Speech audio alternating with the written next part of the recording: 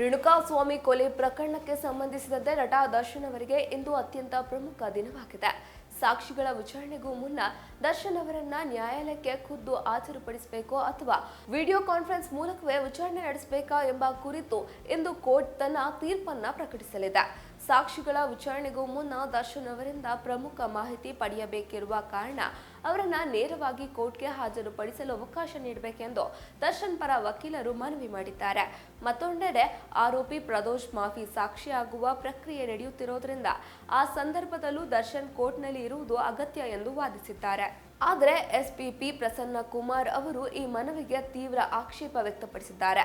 ಈ ಹಿಂದೆ ದರ್ಶನ್ ಅವರನ್ನ ಕೋರ್ಟ್ಗೆ ಕರೆತಂದಾಗ ಅಪಾರ ಸಂಖ್ಯೆಯ ಅಭಿಮಾನಿಗಳು ಮತ್ತು ಸಾರ್ವಜನಿಕರು ನೆರೆದಿದ್ದರಿಂದ ದೊಡ್ಡ ಮಟ್ಟದ ಗೊಂದಲ ಸೃಷ್ಟಿಯಾಗಿತ್ತು.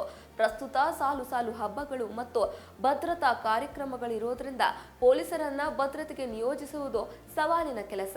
ಹೊಸ ಬಿಎನ್ಎಸ್ಎಸ್ ಕಾನೂನಿನ ಅಡಿ ವಿಡಿಯೋ ಕಾನ್ಫರೆನ್ಸ್ ಮೂಲಕವೇ ಹಾಜರುಪಡಿಸಲು ಸ್ಪಷ್ಟ ಅವಕಾಶವಿರೋದ್ರಿಂದ ದರ್ಶನ್ ಅವರನ್ನ ವಿಡಿಯೋ ಮೂಲಕವೇ ವಿಚಾರಣೆಗೆ ಒಳಪಡಿಸಬೇಕೆಂದು ಅವರು ವಾದಿಸಿದ್ದಾರೆ.